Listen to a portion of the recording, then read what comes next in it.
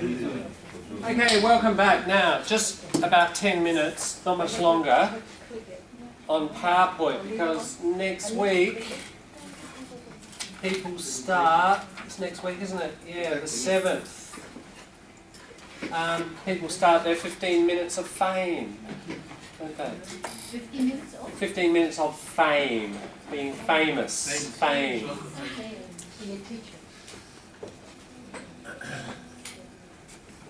I don't know if you know this artist, he was an American artist in the 60s.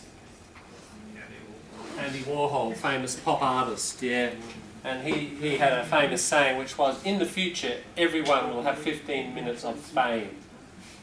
Everyone will be famous for 15 minutes. So here you are, here's your 15 minutes of fame. You'll actually do it twice, won't you? You'll get 2 lots each term. So, in your 15 minutes of fame, you've got to present a PowerPoint, and I think most people are familiar with PowerPoint, but I just want to cover the very basics. And, you know, most of those PowerPoints we saw at the beginning were fine in terms of visual layout, but I just want to go through a few things to comment on. So, I'm going to go through the most basic stuff, and you probably know it, but I just want to make sure. Any films? Eh? Any famous man or woman in any films? In any Field. I'm just saying you're going to be famous. Hannah, you are going to be famous, not other people. You're not going to talk about famous people. You are going to be famous on Wednesday the 16th of September. Alright? For 15 minutes, your talk. That's what my reference about fame is. Let's do... How's your screen? Dead? Still. I don't know why. Alright. Alright, not a good day. Alright, we'll use the projector. It's good we got back up here. Okay, so Google. First of all programs. Then we go, all programs. Where are we? Office. Microsoft Office. Microsoft Office, right, 2010. And we find PowerPoint. Okay, now the simplest PowerPoint. You don't need to use most of these functions to create a good PowerPoint. Alright, we've got our title there. So you're going to talk about the Great Barrier Reef.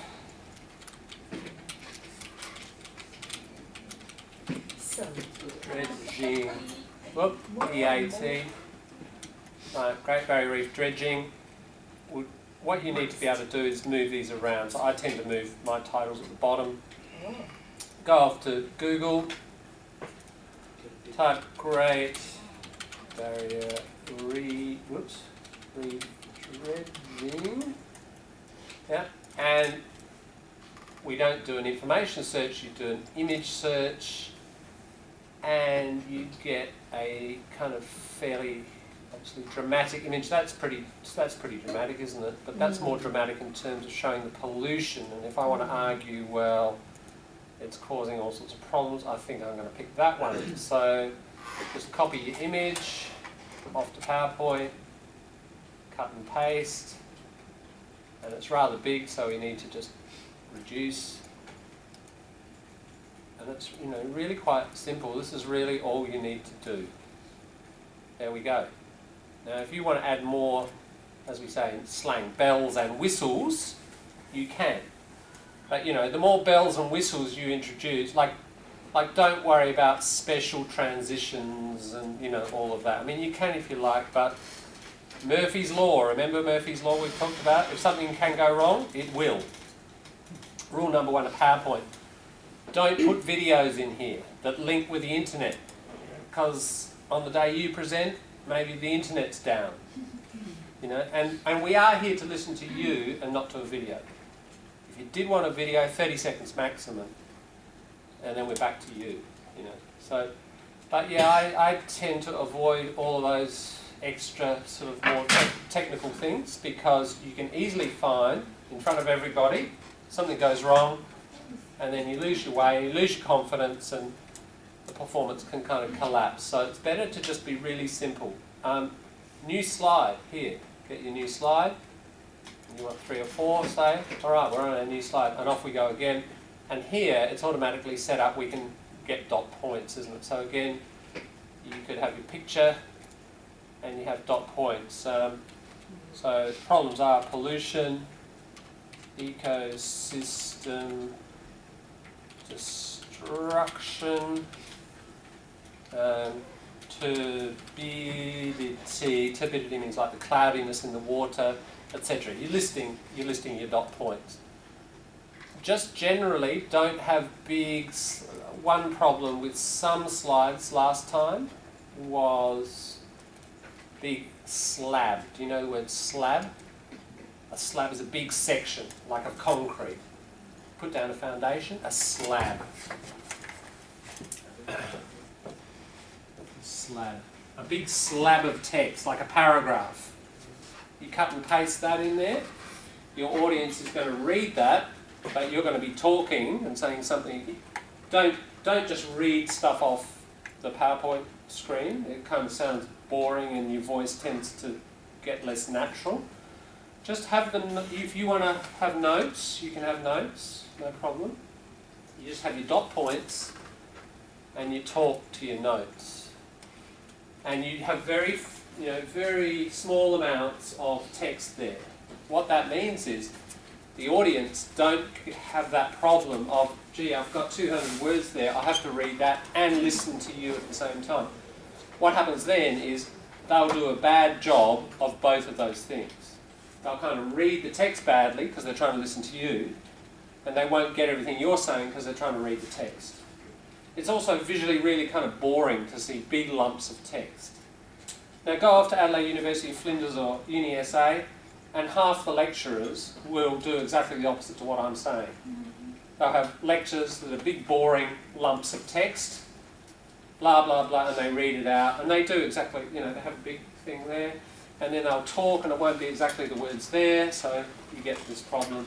And they have there are some really, really good presentations, fantastic, but there's a lot of not so good. So don't think of the average lecturer as necessarily a model. Really every lecture should be quite a lot of visuals, like we've talked about. And where you need diagrams, and visuals can include graphs, of course, they're very information rich and important.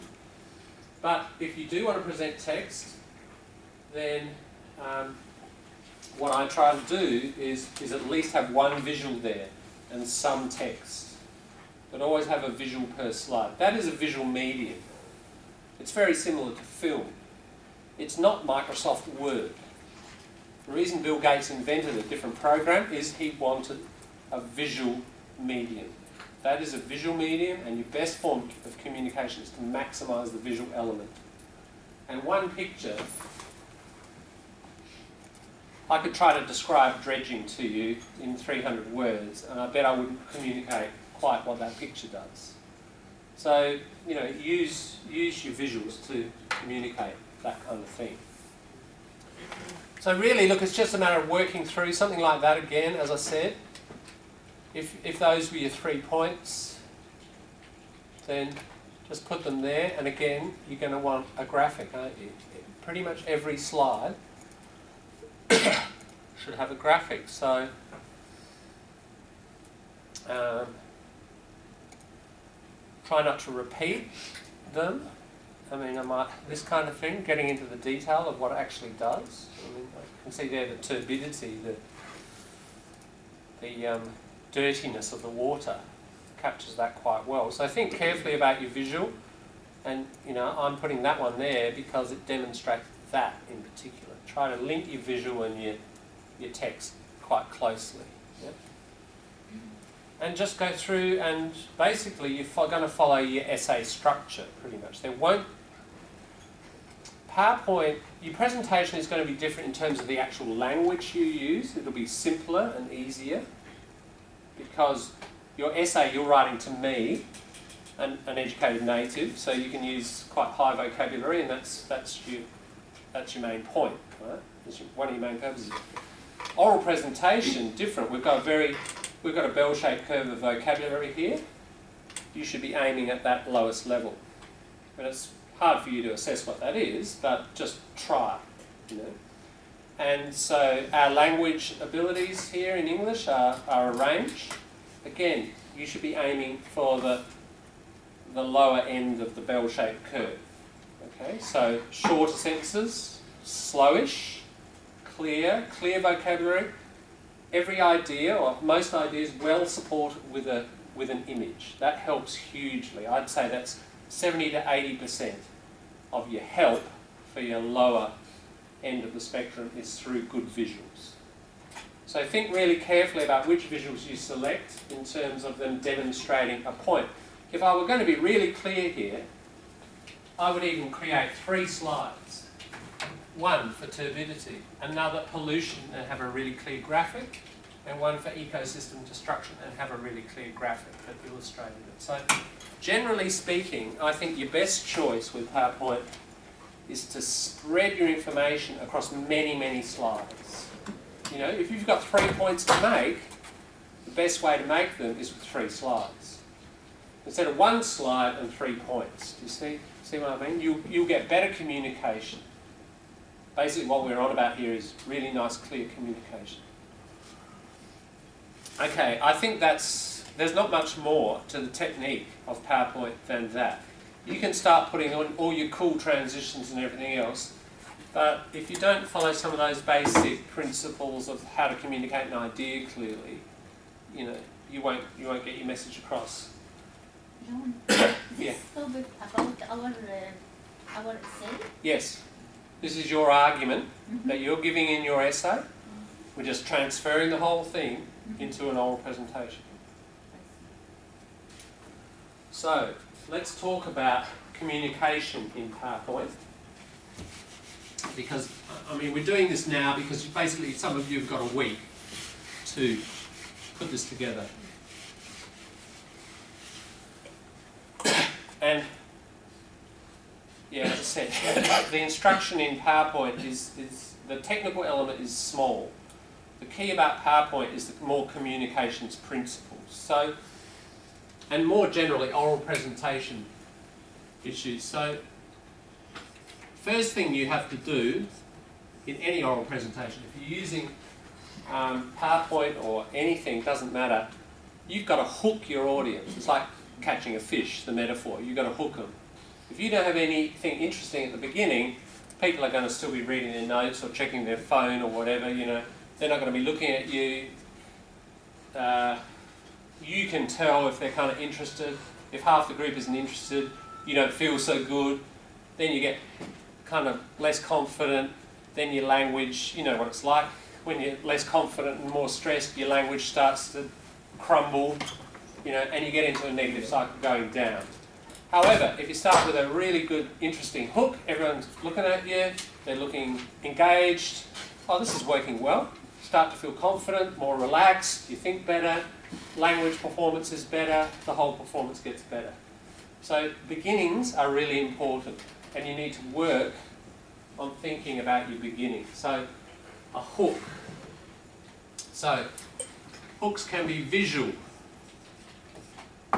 And so your first slide that you put up, your first slide, remember we talked about logos, ethos and pathos. Remember that? Logos, logic and evidence, ethos, reputation of your source, pathos, emotion. Now here is a moment where you use pathos. And remember we've said in essay writing you don't do it. But in your oral presentation, it's really important, at least at the beginning. How do you hook people? You do it with emotion, don't you? That's the way you're going to get people interested in. So, this is where you've got to think emotionally. What picture is going to grab my audience and it's going to shock them, inspire them, make them really curious, disgust them, horrify them, you know, make them laugh, whatever. But a strong emotion, right? And you've got people. You've got them hooked. So just your first slide will be titled, like this kind of thing. I'll probably Could have picked a more dramatic one, I don't know. It's reasonably dramatic in terms of the pollution. But, you know, if I spent more time, I'd probably find a better one.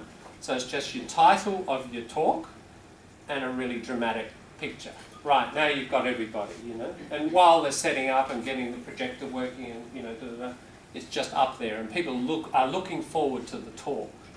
So you've warmed them up, haven't you? You've got people ready. Okay, so your next slide, and I haven't really done it there. Well, I have in a way. So your first slide, actually, yeah. First slide, hook. So I just write it like that, hook. Your visual. Your next slide will be like your structure. And it's really sort of the equivalent of the thesis statement in your essay. Because what you do here is you tell them, I'll call it the audience, you know, them,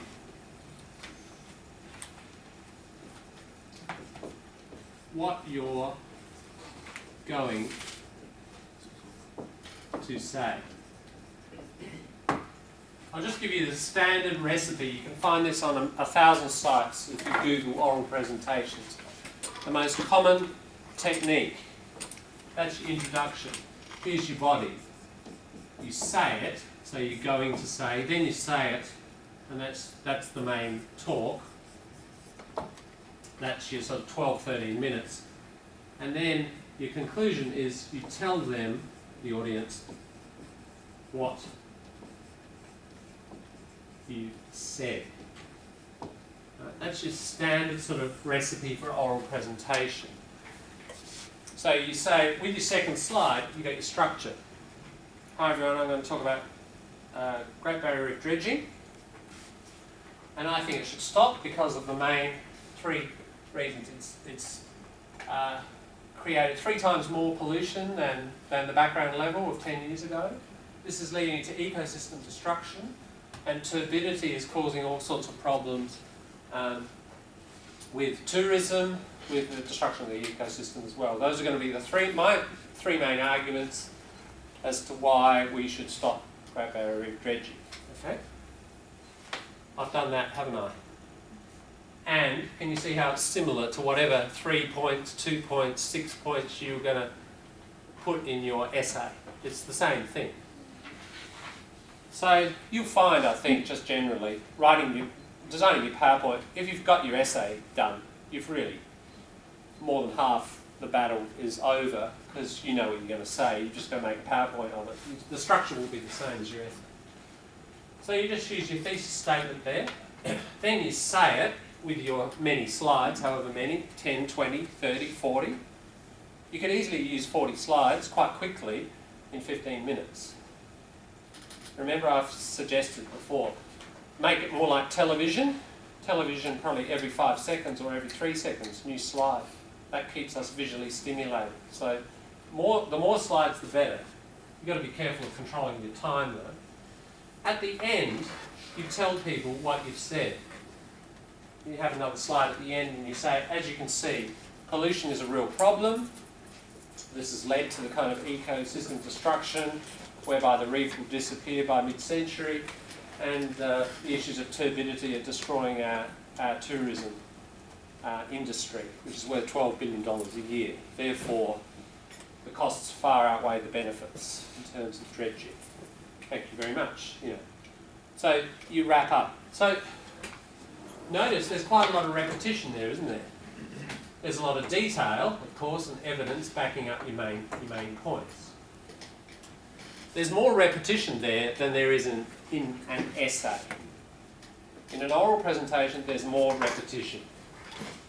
Direct and explicit repetition. Try to say it with different words, but why do you think there's more repetition in an oral presentation than in an essay? Because it's visual. It's Visual media, we can... Yeah, we're using visuals, aren't we, to support. But how, you know, an oral presentation is a text, like I'm speaking a text now, and if this were written down what I'm saying, which one would you be able to control more? You.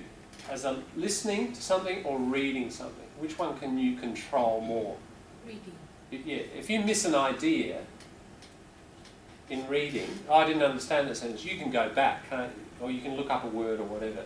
Listening, you've got a lot less control. It's gone, you know, and sometimes if you don't get that idea, the next 5 ideas are dependent on that idea. It can get worse and worse. I'm sure you've all had that experience. It builds and the error rate climbs until it gets really difficult. Okay, with reading, if we've got a difficult thing, we can work our way carefully through it. We control the time. Therefore, even native to native in any language, listening is much less efficient as a form of communication than reading, as long as, of course, people have got basic literacy.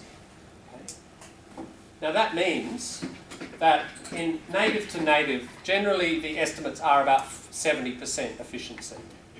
That means 30% of the time people are not listening, or you know, they get reminded of something you're talking about, and they go, oh, I wonder if da-da-da, and then they come back to the voice again. Yeah? So bits get missed. That's why, if you want your listeners to be clear about the 3 main ideas, and when they walk out of the room, they know your argument fairly well, at least the 3 main points you're making, you're going to have to repeat in different ways, right? So that repetition ensures clarity and efficiency of communication. We use more repetition to kind of make up that 30% and fill it back up to 100. Okay?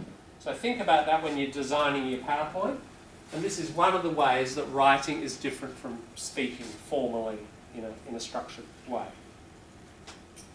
Okay, so that second slide will be your structure slide like that. I just want to go back to the hook.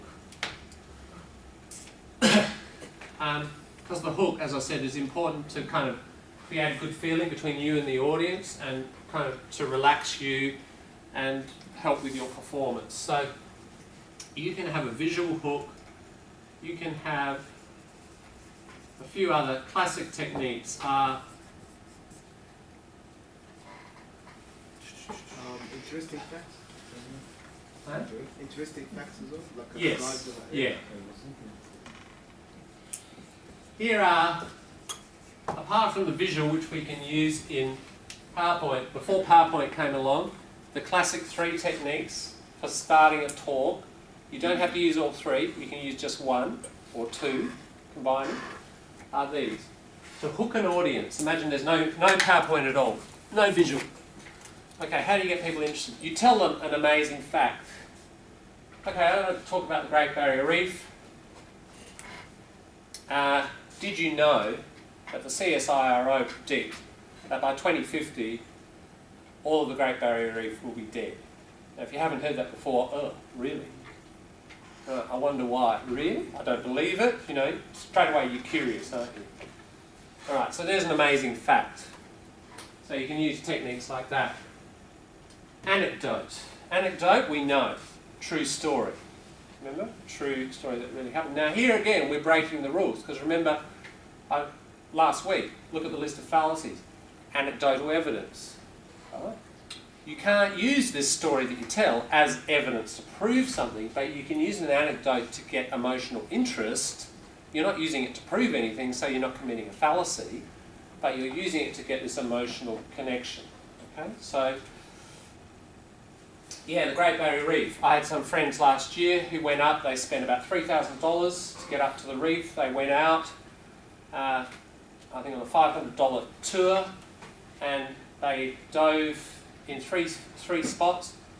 They just couldn't see the reef because of the turbidity, the stirring up of the soil and the dirtying of the water. They demanded their money back. They didn't get it. And I've heard other reports of the same sort of thing. So this is the sort of thing that's affecting the tourism industry. So the dredging is clearly endangering a whole other industry. Okay, can you see it's a true story. It's got emotion in it. Humans like to listen to stories more than just general facts. Right, you've got people hooked. Now you can get on with the next slide, right? Question. Imagine I didn't tell you that. You know, okay, the Queensland University Centre for Marine Studies estimates that the Great Barrier Reef will all be gone. What date do you think it will all have disappeared by? You know, and we hear various guesses, and you know, somebody says 100 years, and and then you say no, by 2050. That's the estimate. So a question engages people. It invites people to be active, doesn't it? And by inviting people to be active, you've got that engagement. So in that last example, really, I'm getting a question, and then the answer really is an amazing fact that it will be dead by halfway through. So see how you can combine some of these things? You don't necessarily, it's pretty hard to combine all three, but you can certainly sort of combine them if you want. So that little performance I would have when you're on your first slide there. So you've got a good visual. That's sort of kind of a separate point, because you've got your good visual that is emotionally engaging, and then you use one of these techniques at the beginning to get people kind of interested, and then we're on to the next slide. You know, then you start the information. Can you see what's happening here is, if we think of logos, ethos, pathos, we're using some of these pathos elements, aren't we? Emotional elements, more than in your essay. But we have to. It's an important function to get people focused and interested and listening. And then you inject the logos and the ethos, the evidence, the reputable sources, the actual argument, and off you go. So don't keep on being emotional throughout your piece once you've done that work. You can, however, inject little elements. Often you've got a 15-minute talk. You might, at the 5 and the 10-minute mark, have a bit of humour, maybe, a cartoon. Or again, you want a visual that's particularly sort of disturbing or really fascinating or whatever, just to kind of wake people up. If they've lost interest, you don't know, but prepare for it. You just have these moments of kind of emotion. So if we were looking at we have a big spike there of like pathos. This is your emotion at the beginning. And then we might have a spike there, and you might end with a kind of fairly powerful point as well. So you just have a few scattered through, which is different from your essay, isn't it? Because oral presentation is really a bit of theatre. It's drama. A drama has an emotional element, and you've got to package the information with a sort of sugar-coated pill, as we say, and make it kind of interesting for people, and then they'll swallow it. Different from an essay. Okay, I think that's the key. Those are, I think, the key considerations to your presentation, and keeping it very visual. Yeah? Any questions about that? Yes, I'm the first one for that. Hmm? I'm the first one for presentation, isn't it? It looks like it. Then everyone, I don't need to do it. John already flew the cover. My topic already. Same topic. First one, Monday, 7th of September. And then same Sorry. topic. Lynn and Mohammed, day 1, Monday. You're famous. Good. You're famous on Monday. I don't have to cover Tommy anything now. is famous on Tuesday. Natasha's no longer with us. Ahmed and Haiwan are famous on Wednesday. I'm not scared to present, but what if we want to change the day? Well, you can negotiate with somebody else to Yes, change the date, but given your day 1, I doubt very much that you'll find somebody who wants to change with you. You see, you pick on Okay. two of us. That date, as I've said before, is set in stone. Okay. All right?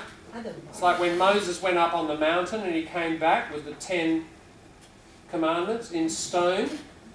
There's an 11th commandment that says, Muhammad, you'll be speaking on the 7th of September. Right? That's the 11th commandment. It's set in stone. What if Right? I'm not Be, done? be ready on that day or it counts as a fail. What if I'm not done and I'm not ready? As I said, it counts as a fail. Then fail. You've got to be ready. Simple as that. You've got to be ready. It's like due dates. Unless you come and negotiate with me for a very valid reason, those due dates are absolute.